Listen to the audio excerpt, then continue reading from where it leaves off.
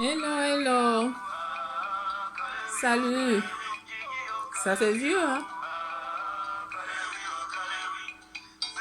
Euh, Ce soir, j'ai un tout petit message à laisser. Tout d'abord, je me présente. Mon nom, c'est Jeanne-Louise. Bonjour. Je suis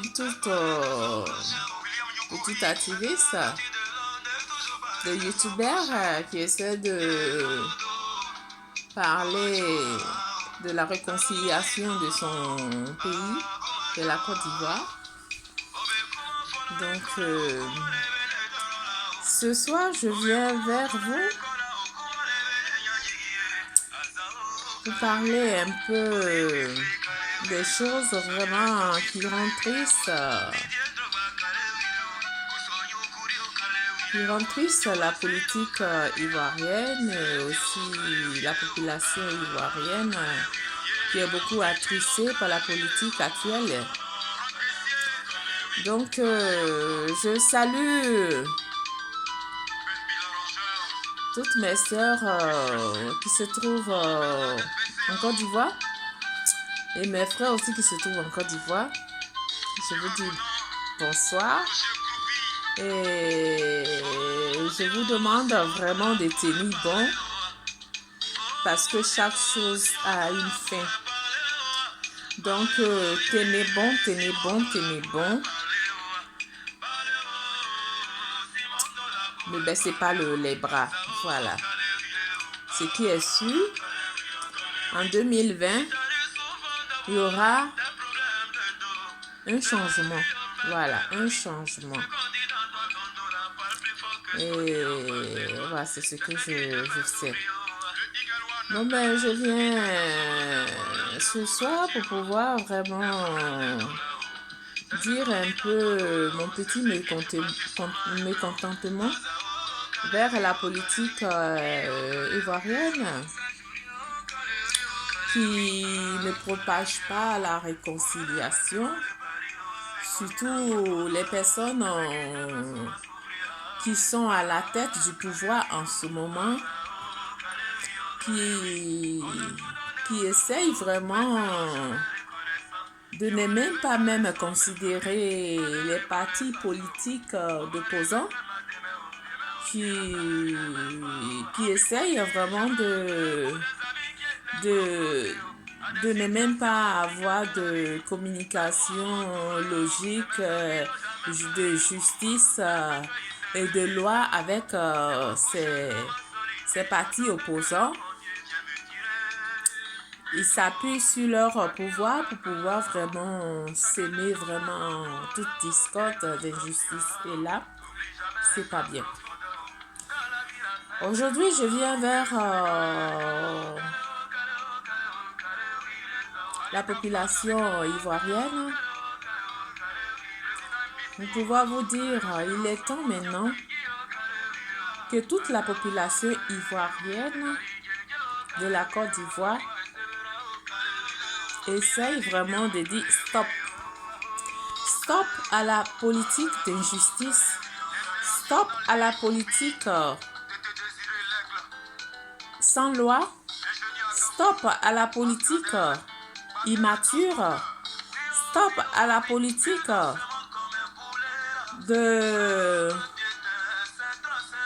si on veut voir, de discrimination. Et je m'adresse personnellement au président Alassane Ouattara. J'ai toujours communiqué la paix, la réconciliation, le rassemblement. Et je demandais toujours au président Alassane Ouattara de chercher à pouvoir faire la réunification de toutes les partis politiques, toutes les personnes qui se trouvent dans la communauté ivoirienne, que ce soit étrangers ou pas, mais ceux qui vivent en Côte d'Ivoire, qui ont la nationalité ivoirienne, de pouvoir vraiment regrouper tout le monde afin de pouvoir vraiment mettre sur quatre tables un truc vraiment de justice. Donc, c'est pour ça que je fais ma vidéo pour pouvoir pour pouvoir dire mon mécontentement envers la politique en place gouvernementale d'Alassane Ouattara. Donc, je demande au président Alassane Ouattara, si vraiment vous ne savez pas vraiment envoyer votre population ivoirienne dans la paix, dans la réconciliation, vaut mieux vous retirer. Vaut mieux vous retirer, même anticiper votre élection. Ça sera mieux. Et ça sera digne d'un grand président comme vous. Afin que le peuple voit vraiment combien de fois vous êtes là pour le peuple, mais vous n'êtes pas là vraiment pour votre honneur, pour votre dignité de pouvoir. Mais vous êtes là pour le peuple. Ça sera mieux de pouvoir anticiper votre élection et de pouvoir anticiper l'élection présidentielle afin que vous puissiez réunir toute la communauté de partis opposants et de votre parti afin de pouvoir vraiment trouver des consensus de lois justes de la constitution ivoirienne et trouver une entente afin que cette élection-là puisse se devoir, afin que cette élection-là puisse être une élection digne des personnes vraiment que la guerre de 2010 ou 2011 les a servi de leçon et que on ne veut plus que cette guerre-là se reproduise et que cette guerre-là revienne en Côte d'Ivoire. En tant que président, c'est votre devoir de protéger la population ivoirienne. Je dis bien, c'est votre devoir de protéger la population ivoirienne, y compris non ivoirienne qui se trouve dans la communauté ou dans le pays de la Côte d'Ivoire. Parce que vous êtes le président.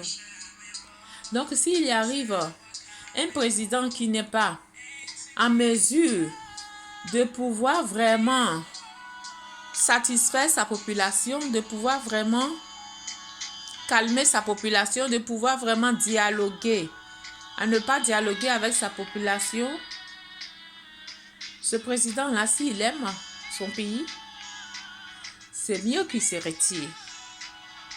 Donc, je vous demande, si vous aimez la Côte d'Ivoire, c'est mieux que vous vous retirez et vous regroupez toutes les partis politiques pour pouvoir vraiment trouver des solutions, anticiper votre élection et aller, et enfin qu'on prend une autre personne, que ce soit RHTP, que ce soit PDCI, que ce soit d'autres partis qui se forment, que ce soit le FPI ou le PIT ou d'autres partis de Soro Guillaume qui veulent se former, qui veulent vraiment servir leur pays, tous ces partis rassemblés là, que vous essayez vraiment de trouver un terrain d'entente afin de pouvoir vraiment les proposer à leur niveau des lois justes, des lois de compréhension, des lois de justice,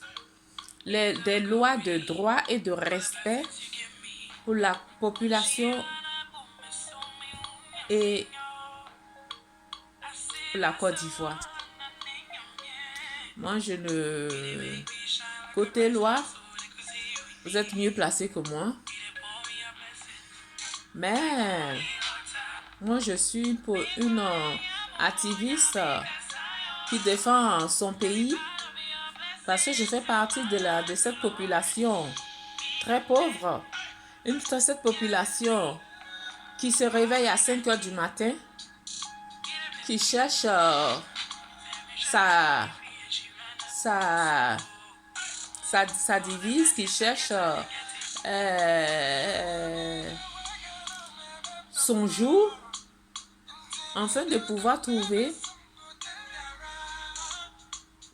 le confort de sa vie. Donc, je suis mieux placée de pouvoir vraiment parler de cette Côte d'Ivoire vraiment qui en souffre et d'autres personnes aussi comme moi qui sont vraiment dans la pauvreté, qui sont vraiment dans la misère, qui sont vraiment dans des difficultés, qui se réveillent le matin, qui n'ont même pas un rond sur eux, ils ne savent pas comment faire. Le seul soutien, c'est les dieux, c'est Jésus-Christ ou c'est Allah, que ces personnes-là reposent leur force afin de pouvoir vraiment trouver une vie juste et une vie pleine de bénédiction et pleine de sincérité et pleine d'espoir pour eux, et que ces personnes-là, qui est moi et d'autres personnes, que vous ne faites pas partie du tout, ces personnes-là crient, ces personnes-là pleurent, ces personnes-là gémissent, ces personnes dans la nuit, la seule parole se dit « Et Dieu, et Jésus, quand est-ce que j'aurai quelque chose de bien? Quand est-ce que j'aurai un travail? Quand est-ce que j'aurai un bien? Quand est-ce que j'aurai une maison? Quand est-ce que j'aurai un soutien? Quand est-ce que j'aurai la santé? Quand est-ce que ces personnes-là sont nombreuses et ces personnes-là ont besoin d'un président à l'écoute de leurs cris. Ces personnes-là, ils ont besoin, femmes comme garçons, ils ont besoin d'un président qui a leur écoute, qui sait qu'est-ce que c'est la souffrance de ces personnes. Ces personnes cherchent un président qui peut vraiment les venir en l'aide, afin qu'ils peuvent sortir de leur tourdis, ils peuvent sortir de leur cabane pour pouvoir avoir une vie plus meilleure, une vie digne d'un être humain. Pas une vie d'esclavage, pas une vie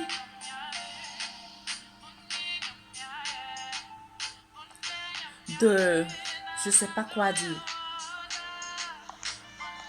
de manque de considération. Donc là, Monsieur le Président, je vous demande pardon. Vous êtes venu au pouvoir. On a compté sur vous. On a dit que au moins M. Alassane Ouattara, c'est un bon gestionnaire.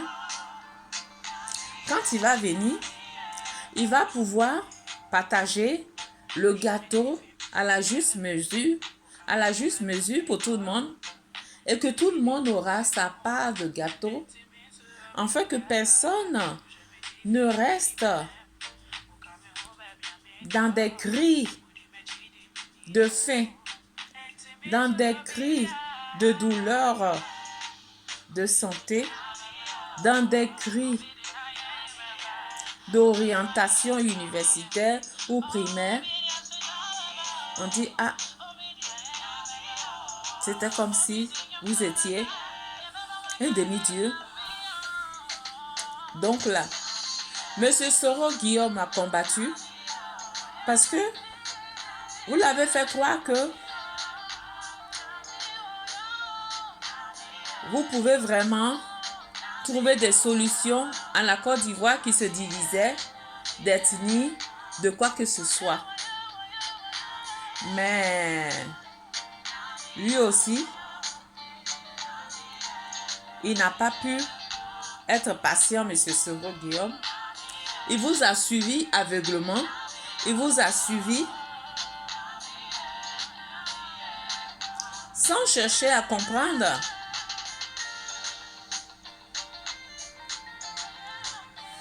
la sincérité de votre idée.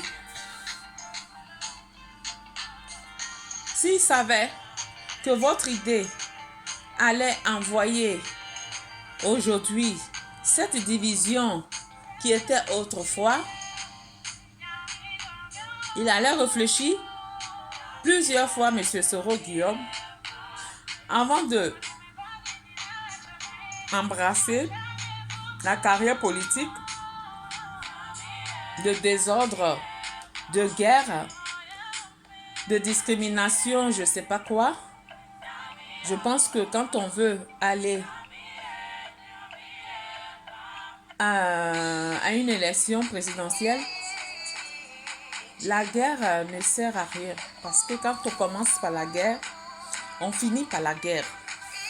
Donc, il vaut mieux commencer par le dialogue, parler dans le dialogue, trouver des concrétisations, des discussions, afin de trouver des justes paroles justes pour pouvoir convaincre un président ou un actuel ou bien le peuple, afin de trouver des consensus et trouver ce qui est juste pour tout le monde. Voilà. Vous avez passé par la guerre, vous avez passé par les discriminations d'ethnie pour faire croire que la Côte d'Ivoire était divisée d'ethnie, ce qui n'est pas. Mais ça arrivé, on ne va pas revenir dessus. Mais moi, je vous demande, la politique n'est pas un fait en soi. Monsieur Alassane Ouattara, il y a eu tous ces débats-là, il y a eu tous ces conflits-là, avec tous ces autres partis politiques. Aujourd'hui, M. Gbagbo se retrouve à La Haye. Aujourd'hui, vous êtes sous le pouvoir. Je pensais que vous allez être au-dessus de ce qui arrive, que M. Gbagbo n'a pas pu servir normalement ce côté de discrimination, là, il n'a pas pu aller jusqu'au bout, que je pensais que vous aussi, vous allez pouvoir vraiment trouver des solutions justes, afin qu'il n'y ait pas de discrimination d'ethnie, afin qu'il n'y ait pas de discrimination de clan au niveau administratif, afin que la population ivoirienne ne soit pas tranchée et que les côtés nord, ce sont eux qui ont la possibilité de pouvoir travailler, de pouvoir gérer le pays, de pouvoir faire tout. Et l'autre côté, qui n'est pas nordiste, qui n'est pas musulman, ces personnes-là n'ont pas droit pour travailler, n'ont pas droit pour gérer le portefeuille ministériel, n'ont pas droit de pouvoir vraiment avoir des dialogues en tant qu'un membre politique, en tant qu'un être humain, n'a pas droit. Celui qui s'élève, qui n'est pas RHTP, qui ne fait pas partie de votre parti présidentiel, ou qui ne fait pas partie de votre parti politique, ces personnes-là, ça veut dire que vous voulez pointer des doigts, Monsieur le Président, pour dire que ces personnes-là sont votre ennemi. Moi, je vous dis que vous n'avez pas d'ennemi, Monsieur le Président. Vous n'avez pas d'ennemi. Personne ne vous en veut. C'est vous-même, Monsieur le Président Alassane Ouattara. C'est vous-même qui vous formez des ennemis. C'est vous-même qui vous formez des ennemis. Personne n'est ennemi de votre ennemi. Personne. C'est vous-même qui formez votre ennemi et c'est vous-même qui vous créez ces difficultés de division entre les Ivoiriens et vous. Sinon, il suffit d'une baguette magique. Il suffit de vous lever. Il suffit de vraiment rassembler, faire un référendum. Il suffit de changer le contexte politique, regrouper tous les membres politiciens de n'importe quel parti politique, les regrouper, chercher à savoir leur idée, parce que le but c'est quoi? C'est que la Côte d'Ivoire avance dans la justice, dans la démocratie et dans le partage équitable. C'est ce que tous les politiciens ivoiriens de la Côte d'Ivoire, les mêmes choses que vous voulez, et c'est les mêmes choses qu'ils veulent. Pourquoi pas, c'est Monsieur le Président Alassane Ouattara, pourquoi pas rassembler toutes ces personnes-là au lieu de passer par vos premiers ministres? Parce que le Premier ministre, même si c'est un homme qui a la capacité de pouvoir vraiment faire quelque chose, le dernier parole là, ça ne revient pas au Premier ministre.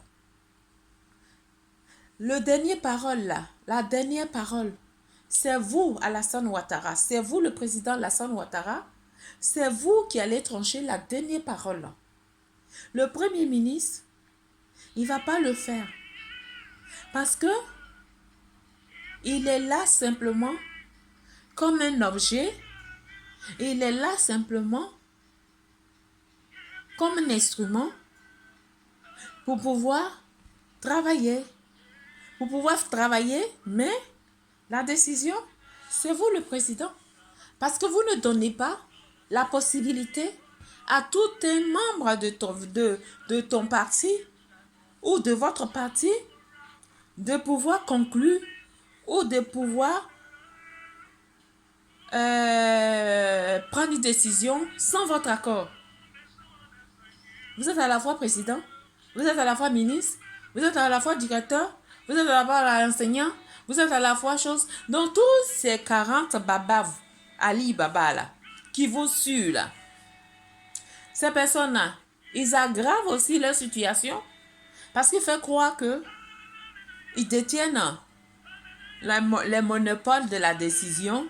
Donc là, au lieu de vous donner des conseils, ils ne vous donnent pas les conseils, ils vous suivent parce qu'ils ont peur de pouvoir finir leur jour à Yepougon Sipores. Ils ont peur de finir leur jour à Sikobois, comme d'autres personnes comme nous là. Donc là, ils vous suivent. Mais Monsieur le Président Alassane Ouattara, je vous dis que ces personnes-là ne vous aiment pas. Ces personnes-là, ils ne veulent pas votre bien.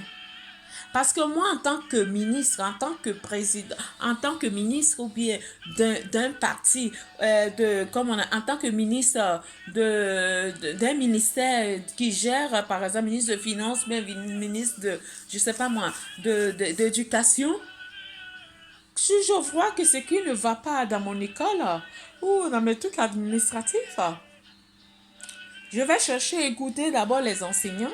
Je vais chercher à écouter d'abord les élèves universitaires, les élèves et tout, et toutes ces personnes, afin de trouver des solutions bien concrètes et décider et montrer à mon président, voilà ce qu'il faut pour la population la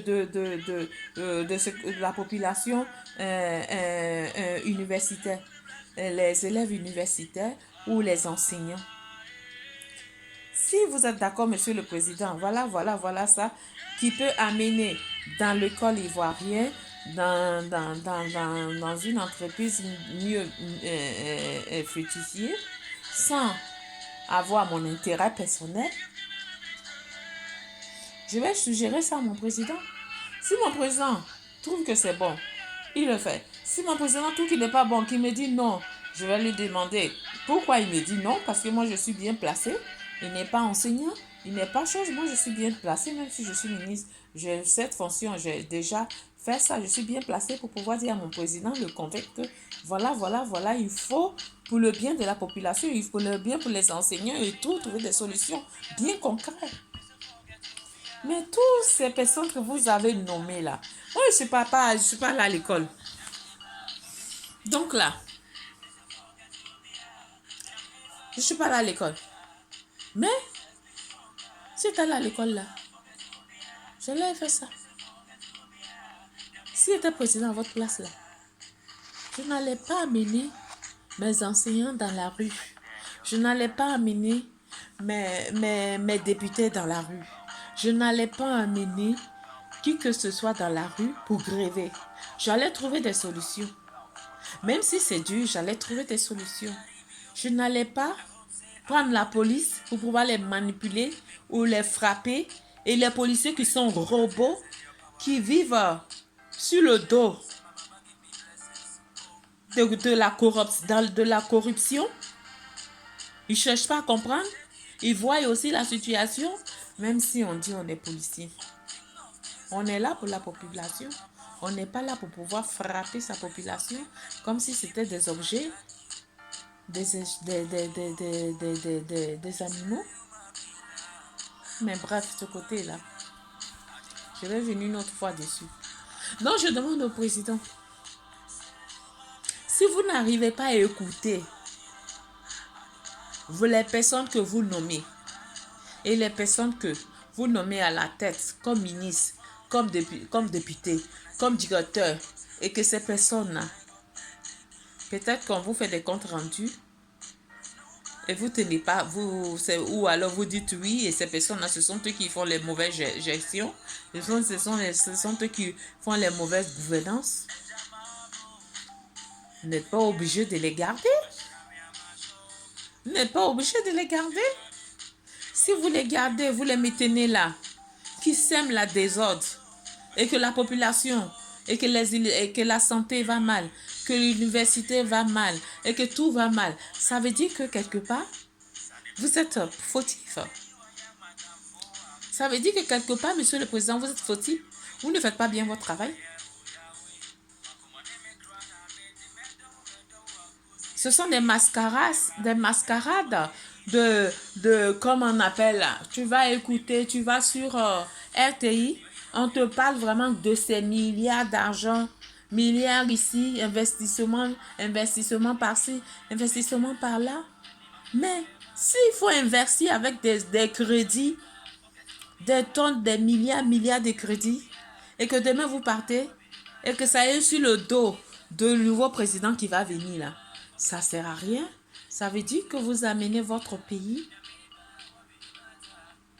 dans un chaos d'empreintes, dans un chaos de malgestion financière, dans un chaos où, comme si la Côte d'Ivoire,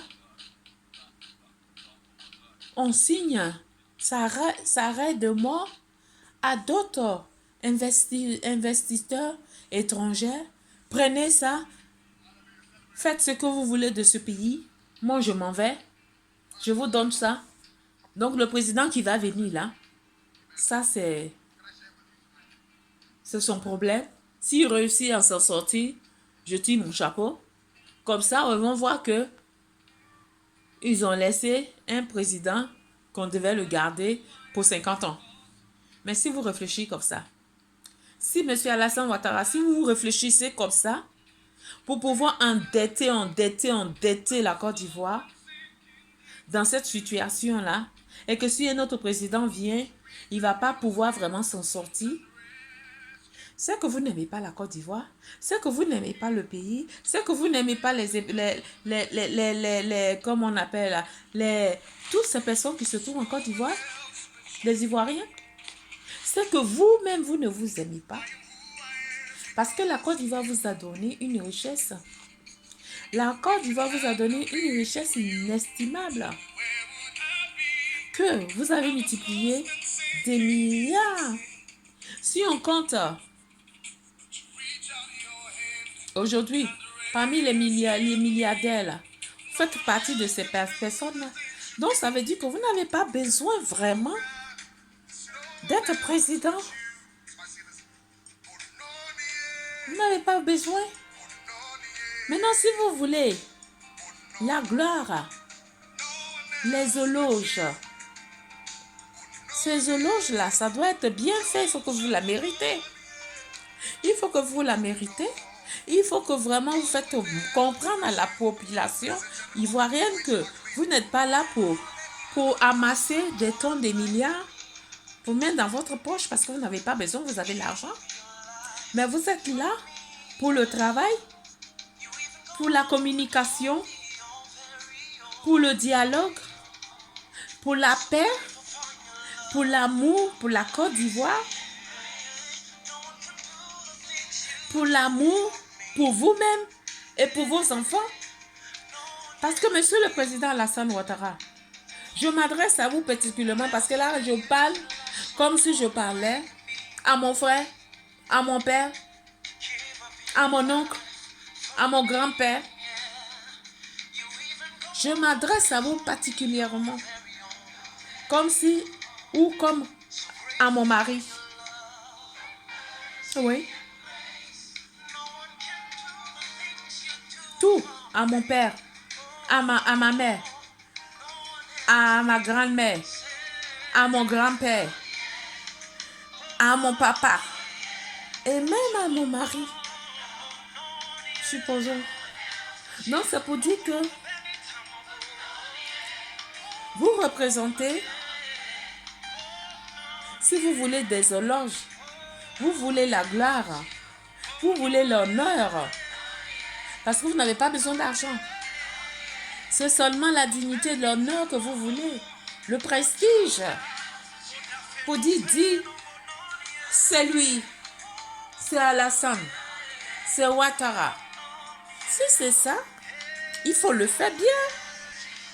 Il faut le faire bien dans la justice, Monsieur le Président, dans la concrétisation du partage équitable de la population ivoirienne, les 60 ethnies ivoiriennes qui se trouvent en Côte d'Ivoire. Au niveau ministériel, les tâches ministérielles doivent être équitables. Chaque personne qui se trouve en Côte d'Ivoire, chaque ethnie qui se trouve en Côte d'Ivoire doit avoir leur part de gâteau, doit avoir leur responsabilité, afin de fonder une Côte d'Ivoire digne de construction, de défis, de dialogue, de rassemblement et de compréhension et d'amour. Comme ça, quand d'autres pays voient ça, ces autres pays-là sont fiers de la Côte d'Ivoire parce qu'on donne un exemple. Donc, Monsieur le Président, si vous cherchez ce prestige-là, faites bien. Je vous demande, faites bien. Si vous ne voyez pas, vous voyez que vous ne voulez pas faire bien. Ne passez pas par la force, parce que si vous passez par la force, c'est pas bien. Vous allez finir dans la force. Donc là, je vous demande pardon, ne passez pas par la force. Cherchez la démocratie dans le partage équitable, dans le dialogue, pas dans la force. Cherchez ça. Parce que si vous cherchez ça, vous trouvez à rassembler les Ivoiriens, à rassembler les gens, les politiciens, à rassembler toutes ces personnes qui crient, qui ont besoin vraiment de la paix. Monsieur le Président Alassane Ouattara, vous aurez gagné. Si vous ne pouvez pas faire ça, je vous demande gentiment, retirez-vous. Pour votre honneur, pour l'honneur de vos enfants. Parce qu'en ce moment-là, souvent quand les personnes qui sont riches là, On ne sait pas si c'est la richesse là qui les passe dans je ne sais pas où. Ils ne réfléchissent plus. Ils deviennent comme un demi-dieu. Ils oublient qu'ils sont des êtres humains. Ils oublient qu'ils sont passés dans la souffrance, qu'ils doivent respecter celui qui n'a rien, celui qui dort dans une cabane, dans le fond de la Côte d'Ivoire, qu'ils doivent respecter ces personnes-là. Parce que demain, ils peuvent aussi être milliardaires et puis retourner dans cette cabane-là demain. Parce que il y a un pouvoir, il y a un Dieu, et que ce Dieu-là, que nous tous on adore, mais ce Dieu-là, il fait des miracles. Il peut déplacer une montagne.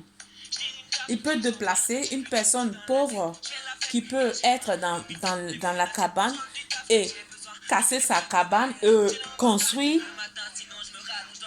des étagères, des immeubles de palace à cette personne-là. C'est tout juste pour vous dire que le respect de l'être humain, c'est très important. Malgré son rang social, qu'on ne doit pas minimiser les cas sociaux de tout un chacun. Qu'on ne doit pas dire que on doit investir, on doit faire des routes,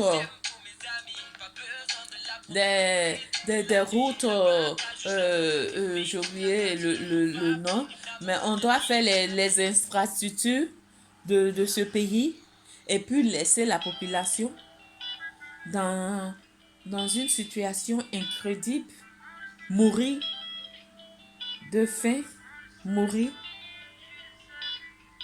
de souffrance, de maladie,